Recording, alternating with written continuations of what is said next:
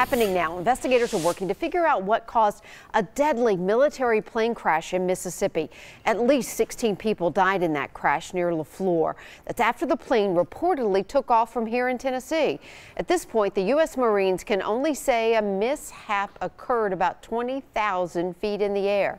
Preliminary reports indicate the KC-130 took off from a base in Millington, which is near Memphis. The area around the crash is still dangerous this morning because of the amount of fuel on the ground. Apparently, this was some type of refueling plane. Still no word on what caused it to go down, but officials plan to release some new information around noon today.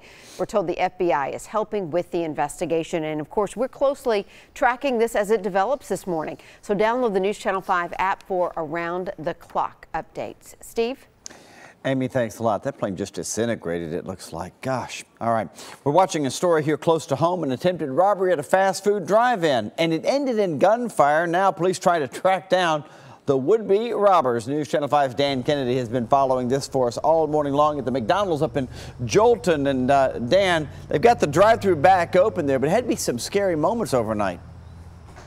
Yeah, pretty tense, certainly, for the people inside this McDonald's working. They had the doors locked because they were getting ready to just close up for the night, counting the cash and getting ready to head home for the evening when these two men, armed with long guns, tried to force their way inside. When they couldn't get in through the locked doors, they drive in through the drive-thru and try to shoot out one of those drive-through windows. They managed to break one of the glass panels in doing so. As you can see from this video, there's a little damage to that drive-through window, but the bullet didn't go through the second glass panel. It was double paneled, so that's when they drove off in a green hatchback SUV. It's only described to us as two male suspects in their early 20s who police are looking for this morning. Detectives out on the scene shortly after midnight when they were called out there. Thankfully, again, that bullet did not go through the window completely, and no one was hurt in this situation, but definitely some scary moments for everyone inside. These would-be robbers made off with nothing, and the McDonald's is now back open, ready for morning business. It's been pretty steady flow of folks coming here throughout the morning. The window has since cleared up, and not much of a sign of anything that happened here, despite a shot being fired last night in this attempted robbery. Reporting live in Jolton, Dan Kennedy, News Channel 5. All right, Dan, thank you. This morning, the search is on for a shooter in Laverne. Police tell us the victim was found with a gunshot wound inside the Bojangles on Murfreesboro Road yesterday afternoon. Investigators are working to figure out where the man was shot and who did it. We have calls out this morning to find out the condition of the victim. As soon as we get an update, we'll pass it along. But if you can help investigators, call Crime Stopper 615-893-STOP. And Amy, we are learning more now this morning about the possible murder weapon in the Holly Bobo case. The state believes it does have the gun that was used to kill the nursing student 7 years ago. In court documents, we learned that gun is an Arminus model revolver, and it's currently being tested for blood. Meantime, defense attorneys are calling into question the credibility of most of the jury pool. They say most of them already believe the defendant, Zach Adams, is guilty. We've also learned Holly's parents are listed to testify. Zach Adams' trial will start September the 11th.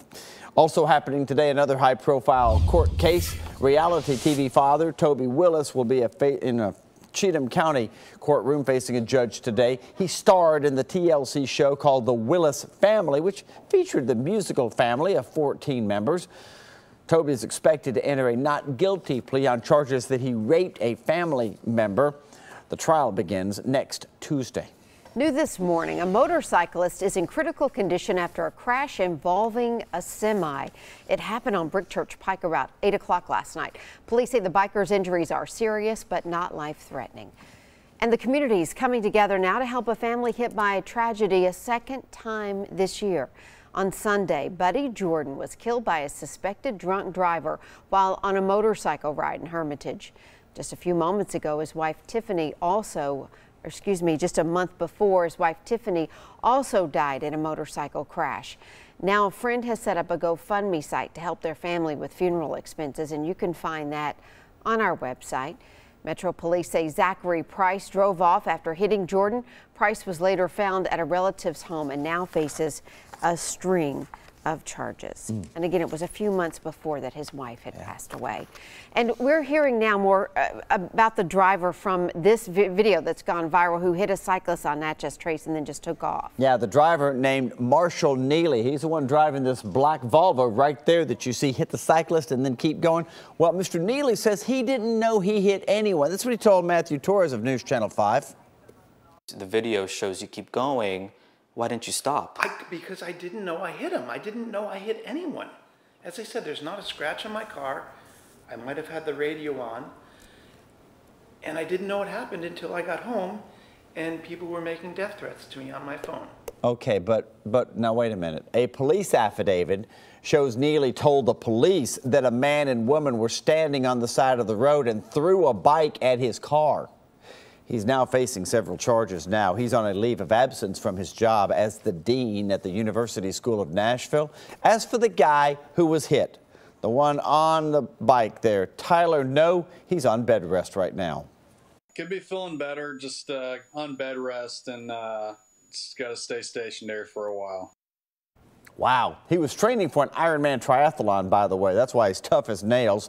When No was hit, he and a friend were riding side by side. A lot of people said you're not supposed to. Well, that's legal to ride that way on bicycles on the Natchez Trace, and it's clearly posted. And there is one local road much safer this morning for drivers, cyclists, and pedestrians. Mayor Megan Barry helped cut the ribbon at 51st Avenue North and Centennial Boulevard in the Nations yesterday. It's one of the first complete streets in the city, which means there are protected two-way bike lanes, on-street parking, slower speed limits, and more green space. Cyclists we spoke to are already feeling better about biking. Separating us away the way they have it here, it just makes it such an easier, friendlier ride. City officials are also trying to limit 18-wheelers in that area.